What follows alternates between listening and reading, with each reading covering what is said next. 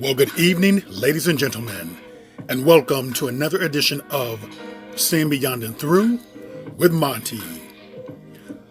About 4 days ago, I did a video on legendary supermodel Naomi Campbell, and I detailed how Miss Campbell, stating that she's a proud black woman, advocating for black models, sticking her neck out for black models, you would think, but she goes out and creates this, what looks to be biracial, possibly a white baby.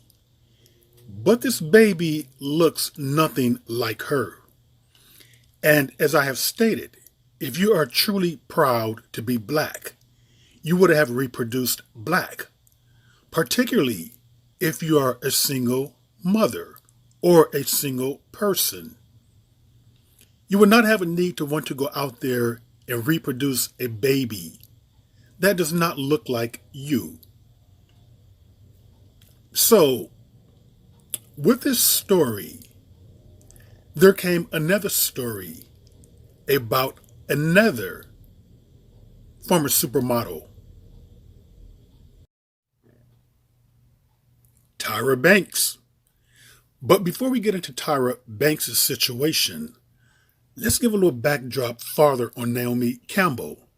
Because Naomi Campbell, if you can remember, years she was going after Kim Kardashian, stating how Kim Kardashian was appropriating black culture, stealing black style, being in black spaces, basically trying to be a de facto low-key black woman. And Mrs. Campbell accused Kim Kardashian of stealing her style. Now let's get on to Mrs. Tyra Banks. You know, she's come under a lot of scrutiny here. Many people have dug up past shows on America's Next Top Model, and they're really going after Tyra with some of the things in which she has done on her show. The blackface incidents, changing people's ethnicities, being a mean girl, being very rude, trying to cover up gaps on models, saying things how she likes people who are different. But yet when these models are different, she wants to change them to an everyday girl. But that's not what I'm here to talk about. What I'm here to talk about, Mrs. Tyra Banks, is a great hypocrisy. Because Tyra Banks is one of these so-called proud black women. She's supposed to be a proud black woman. And basically, what was Tyra doing? She was advocating for black models, speaking out on black issues within the modeling industry. Basically, she got America's Next Top Model running because she said that she wanted to give girls who modeling agencies wouldn't look at a chance. And she did incorporate a lot of ethnic models into the show. And if you can remember, on the very first cycle of America's Next Top Model, because I used to be an avid watcher of that show, I do admit, there was a beautiful dark-skinned model named Ebony Haith. And Tyra complimented her skin. Oh, beautiful. Something about it should be like butter. She would always compliment the black models about their skin tone, their complexion, about how beautiful it is. She was doing that for years. And do you recall there was a model named Zamora who was made to look like Grace Jones? And Zamora didn't want to do it because she felt like Grace Jones was too dark. And Tyra said Grace Jones is a beautiful black woman. And Tyra supposedly, or she appeared to be, got offended that Zamora did not want to get darker. But this is another instance of Tyra Banks complimenting a black model who is very dark-skinned. And she has done this a lot during the cycle of the show, talking about how beautiful black skin is. She even was on a show with a psychologist or psychiatrist, stating how her relationships didn't work out and how she would love to have some beautiful black nappy-headed kids running around. Yes, she stated that. And do not forget that she was on a campaign, My Black is Beautiful. Do you recall she had these 17 models? They walked through the streets of New York City, all black women. Yes, My Black is Beautiful campaign by Miss Tyra Banks, proud to be black woman. Here she is on the cover of Essence magazine, a black woman's magazine. It looks like that's, I see Kamora Lee. Someone says, is she black? Well, Iman and the other model, I forget her name, from Sudan. But nonetheless, on the cover of Ebony magazine, celebrating black models pretty much. Now, just like Naomi Campbell, but before Naomi Campbell, who claims to be a very proud black woman, Tyra Banks goes out and produces this, a biracial child. Tyra Banks is a single woman. She was single. She was never married to the father. And I'm sure she thought about this long and hard. But if you're proud to be black, I mean, there are black men out there. Her complexion, darker. I mean, we have people that look like Denzel Washington. She could have got the seat of Denzel Washington, Idris Elba, Will Smith, Jamie Foxx. But no, she wanted to get the seat of a white man, Norwegian, blonde-haired, and blue-eyed. And by the way, who worked for her production company, because I believe that America's Next Top Model was being filmed all over the world. They had, shows in Norway, Australia.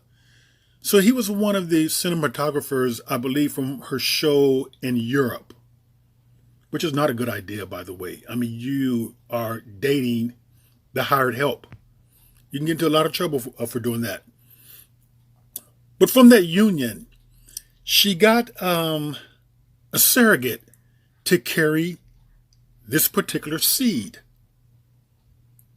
And this is problematic, particularly if you're claiming to be a proud black woman and you're claiming to advocate for black people. But look at what you're producing. Look at what you're choosing to reproduce with.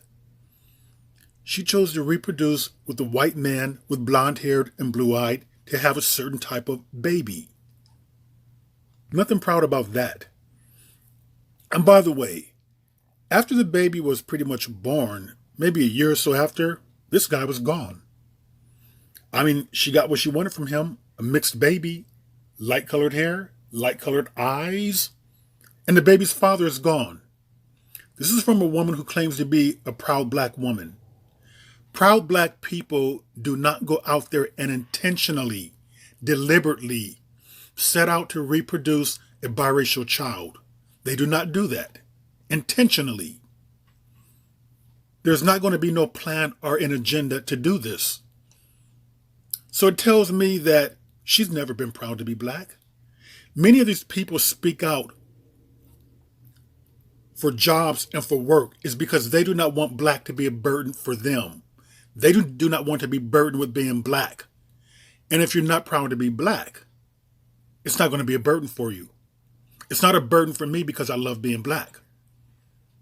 I have no regrets and no qualms about being black. But if you feel in some way that you're burdened by being black or it's going to be a hindrance, sometimes you can be the loudest advocate. But this is in a selfish way. It's only for your job, so people will not hold being black against you. That is why she did that. That is why so many of these actresses who end up reproducing with white men have biracial babies. This is why Naomi Campbell speaks up so loudly for black models, because she does not want to be burdened by blackness. Now, this is the late Anna Nicole Smith with her daughter Danny Lee. I just wanted to include this because the bodyguard who worked for Anna, who was very close to her, said that Anna reproduced with this guy right here, Daniel Brinkhead. Allegedly, he was gay, but Anna knew that, but she didn't care. Because he had blonde hair and blue eyes, she wanted to reproduce a baby with blonde hair and blue eyes. So Let's move back here. These people who do this, both men and women who are black, they're very weak. They have not really embraced being black. They're not proud to be black.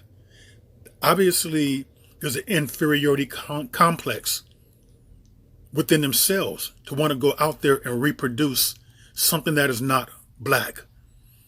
Basically, what they're doing is watering down their genes. And, the people with the biggest mouths who tend to be the most, out there pumping their fists, advocates for blackness, those are the weakest ones. I'm beginning to think that the louder you speak, the more weaker you are, the more prone you are to do this, particularly if you are in the entertainment industry. Like I said before, they're speaking out because they do not want to be hindered by being black. It's almost like they are ashamed to reproduce black children, like there's something wrong with black children. It's almost like, yeah, black is beautiful as long as it stays over there, as long as it's not a part of me, as long as it does not come from me. Black is beautiful, but I don't want any direct part of it. Black is beautiful on you. It's beautiful on them. And that says a lot about their mindsets. So we need to be very careful, extremely careful about who we look up to, who we support, who we think are black advocates. Because many a times that advocacy is coming from a very selfish place. It's coming from a very insecure place. It's not coming from anything strong. These people, weak mind, weak hearts. They get what they want from their white partners, and then they're off by themselves to raise their biracial babies. So let's be careful with who we put into the forefront of some type of black leadership, or who we award at these shows. Lady of Essence award shows, black award shows or whatever. We need to be very careful and look at their lives and see if they are truly living what they are saying. And with that, ladies and gentlemen, that is another edition of Seeing Beyond and Through with Monty, and I will see you all beyond and through.